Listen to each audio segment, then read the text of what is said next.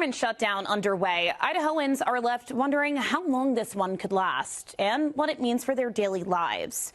I'm neighborhood reporter Riley Shoemaker, and I spoke with Idaho representatives in Washington about what comes next. This is a continuing resolution fight, but in this case, truly it has turned into a partisan battle. Republican Congressman Russ Fulcher says what's usually a routine bill to keep the government funded has now stalled, with the White House and Senate blaming each other for the shutdown. The Idaho representative in Washington argues the Senate's counterproposal included provisions he calls unacceptable. Counterproposal does in fact include the provision of taxpayer-funded health care for non-citizens, and that's a big a non-starter. So they've chosen this as the time to vote no. And so they voted no, and they continue to vote no. And that's why we have the shutdown that we do. He says Idahoans may not feel the effects immediately, but agencies and veteran services will be hit soon. It hasn't really hard yet.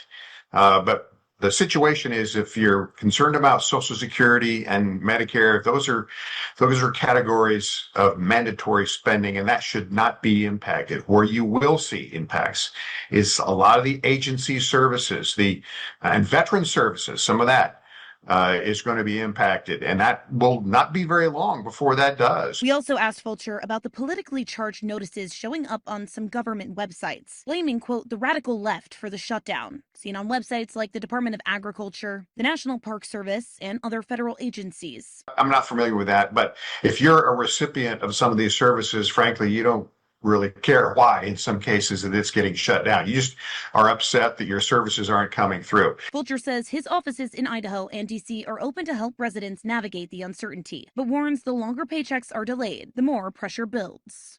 Congressman Fulcher told me the best case scenario is a short-term deal to keep the government running until November 21st. But if that doesn't happen, he says the impacts on military families, federal workers, and benefit programs will grow. And Idahoans could feel the impacts at home.